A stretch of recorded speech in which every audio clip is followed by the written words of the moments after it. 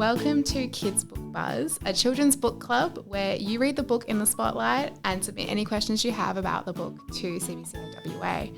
I'm your host, Kirsty Lightfoot, Vice President of CBCAWA, and today we're exploring Wild Australian Life, which was illustrated by Nixon. Thank you for joining us today, Chris. Thank you. Thanks for having me, Kirsty. It's so lovely to chat to you today.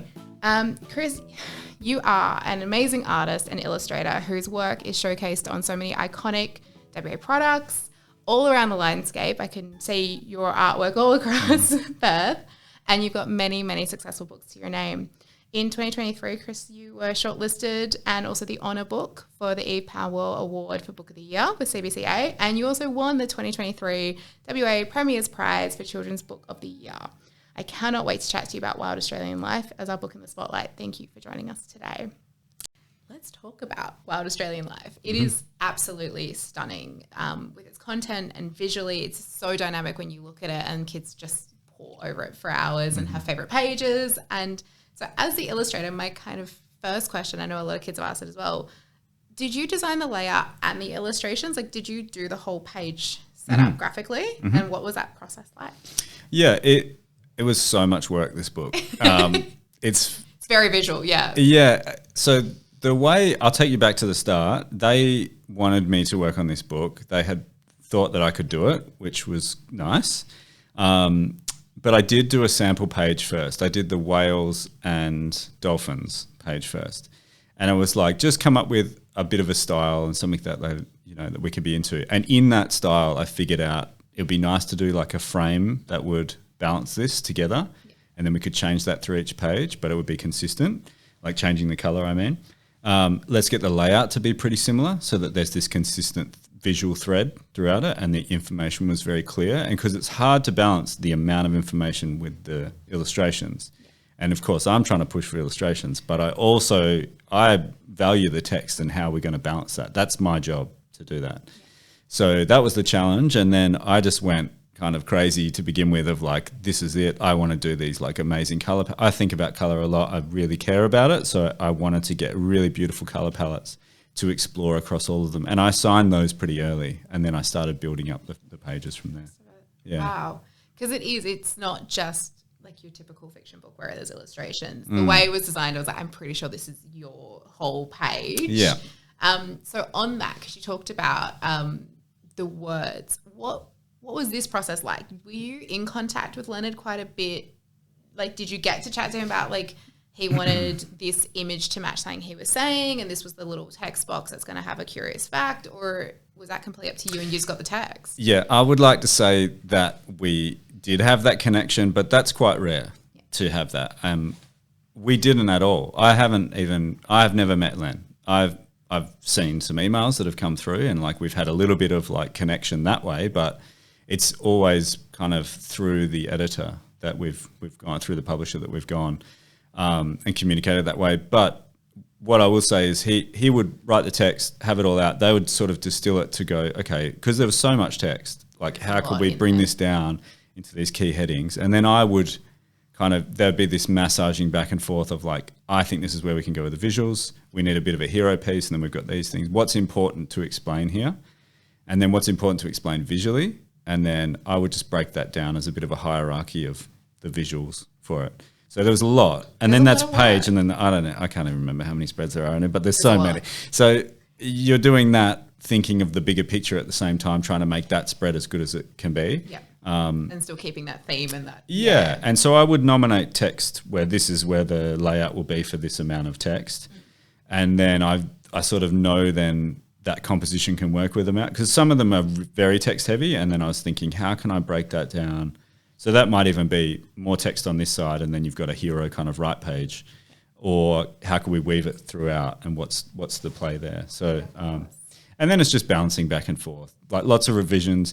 But to be honest with this one, we kind of set that template early with the layout, and then there wasn't that many revisions in terms of where the text would move, more just the amount of text, if that makes sense. And picking the images obviously was mainly to you, but there was quite a collaborative process obviously with the editor and then to Leonard, but like what needed to be shown, and did you have a lot to do with figuring out kind of what you thought was the key fact or what could be the hero image? That was so a lot in your court. This was the tricky part. Was I'm pushing. So my style is to try and be quite abstract with it. I'm inspired by nature. I love to have those natural forms, but I'm looking for like the patterns and textures and kind of those things.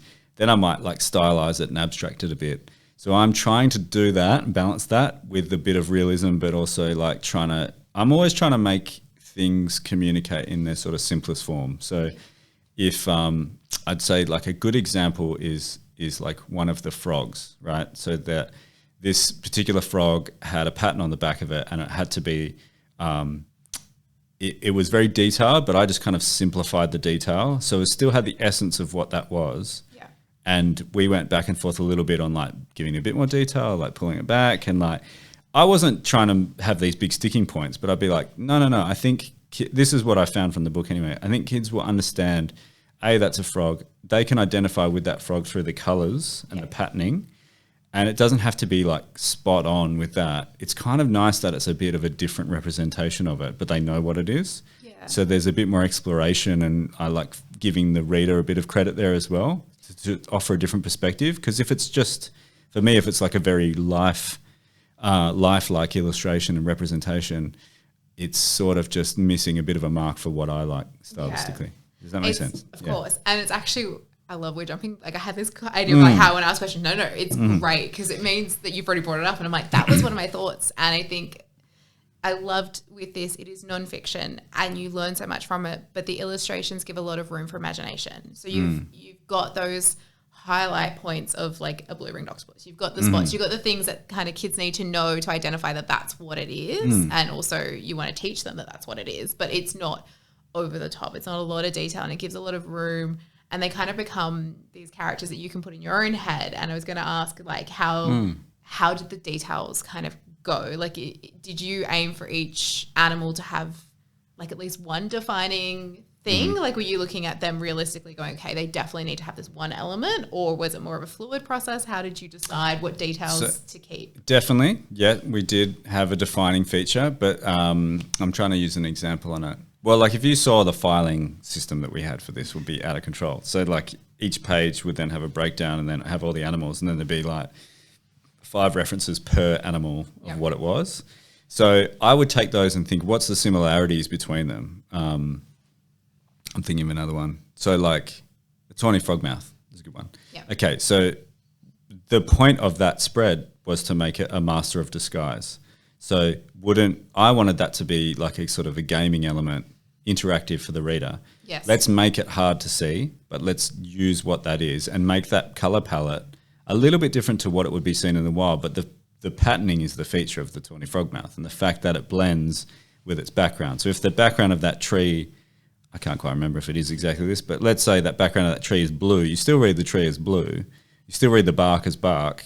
The tawny frogmouth can then be a variation of that still sits within it, and you know that's a tawny frogmouth. Yes. So, and apart from the fact that you would have tawny frogmouth next to it. So you always have that fail-safe. You've got like an extra layer to that. But I think it was a bit of that balance of how stylized do we go. That was kind of the interesting conversation, is how much can we push this while still being effectively communicating what that is. And that is, like, if we didn't communicate it well, then that's a failure. It's too stylized. Yeah. And we had a couple of instances with that, but for the most part, the publisher let me kind of play with that. And then Len would have a couple, because he was coming from quite a conservative, photographic background and very sort of hyper realism illustrated versions of his work, and going, well, that doesn't really look like that. But then when we sort of distill it back and go, no, that is what that animal is, then we could push that a bit.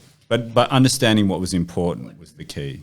So we're able to do these podcasts because we get fabulous funding from Healthway, who do a program called Fuel to Go and Play. So we're getting to the end of the podcast, which means we get to do snack attacks. So I have some questions around, what is your favorite go-to or like balanced meal? Like what comforts you? What gives you fuel for your day? What's your go-to? This is a good question. Do you know what? I really like Mexican food. I love cooking. I'm really into cooking. And I reckon that's probably what I would do if I wasn't doing this work. Chef. Yeah, I'd be very into that. I was doing that when I was at uni and stuff. I was really into it. I love a good burrito bowl. I'm pretty much vegetarian at the moment. I say at the moment because I can sway a bit. But I just like that line, and I'm feeling really light and enjoying that space. I'm actually really enjoying playing, like cooking more with vegetables and trying to make them the hero. So a burrito bowl is great. Big flavor, lots of like intense flavors. It's really good. Balance too. I'm living off burrito bowls. Yeah. Because you can. Always a winner. We just make them at home. Rice bowls in general. Own. Yeah, are great. You can add anything. And you can do a rice bowl across like any cuisine. Yes. Which is great. Okay. So Very good answer. Yeah. What do you do to move your body? Like, how do you add movement into your day? What does that look like for you? So, in my day to day, I would I ride to work, which is nice. Like I ride along the river. I've got a studio in Frio, so I ride along the river past the port. I love that because I get all my like color palettes and inspiration. I love seeing the big container ships coming in, all that stuff. It's great. Often taking photos as I'm riding to do that, and then stopping and taking photos or balancing. Some of that. So I ride a lot. I mountain bike a lot. I surf as much as I can. I run as much as I can. And I play basketball. I've always played basketball. I still play basketball, and I love it. So it's as much as I can do all of that amongst family time and work and everything. I try to integrate it as much as I can every day if I can. Awesome. Yeah. And it's quite a social thing, obviously, with basketball. You have like your team, and that becomes movement, but also fun and social. And, absolutely. And the thing that I love about basketball is it's the same thing that I get from surfing and mountain biking. That is, you just get to go and have like you get taken away. You're in the moment. You're so present with what you're doing, and whether that's competition or just like you can't go for a wave and think about other things at the same time. There's no space. You're just mindful. Thinking about the wave. So that's why you come away from a surf feeling great. Yeah. It's because you've had that peace. Yeah. Oh, wonderful. Awesome. I like being able to talk about movement. I think kids think about it as like exercise. And it's like, no, like it can be anything, but it is always finding those pockets of mindfulness and space in your day. Absolutely. We're going to our final 4 questions, which is just like fun rapid fire. So what's your favorite place? Favorite place? I have to say, this is probably a bit of a trick answer, but I'll say with my family because it's got to be with people. Yep. By the coast could be where I don't really care where that coast is. I've got some nice, like I love down south. I love around Yallingup. That kind of area is beautiful to me. If there's some waves coming in, that's really nice. I could be mind surfing them as well. But just with good people by the coast is like perfect for me. I love that. So yeah. What's your favorite word? So it can be like meaningful, it could be silly, it could be fun to say. Like, I'll probably say, I think about this a lot. I'll say balance.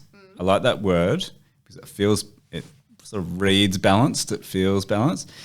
I have a tattoo that's based on balance, and I always think about how to be in balance. What am I doing right? It's probably the thing I think about the most. So I'll say that word. Yeah. Yeah. As I say, I think it reflects a lot in what you have to do. Like when you're creating a page spread, it's all about how everything's working together. And it's the harmony of everything, trying to. Yeah. Awesome. What was your favourite children's book? I was a huge, and still am, a huge fan of Sean Tan. And we were just looking at it in the library here before. Sean was a big inspiration on my work. I think we have very different styles, but I think his way of thinking is what opened my eyes to how you could like lay out or explore ideas and lay out a frame or whatever you were doing. And I'm very driven to artists who are creating across like a whole bunch of different fields. It's like I like the idea that the idea becomes the outcome rather than the outcome is driven by the idea rather than like this is what it is. Yeah. So I love his books and I'll go back to them now and read them with my kids and just right back in that time of what I first got from it. And there's just so much to get lost in the pages, and the story is so simple often, which I think is so interesting to me. So I'd say that, yeah. What's a good piece of advice you've been given? Yeah, okay. A good piece of advice was to keep your head up in your failures and keep your head down in your successes. So keep working, stay kind of level, and just enjoy the wins when you've got them, but learn a lot from the failures because that's where you're really going to see that growth. Well, we're very excited to see how this all comes together. Congratulations on the book that's just been launched. I can't wait. We're getting it ordered in. I'm very excited. Great. And thank you so much for your time today, Chris. I appreciate we really you. appreciate it. Yeah. Thanks, Kirsty. Thank you. And to everyone who's listening, happy reading, exploring, and creating. Thanks, Chris. Thank you.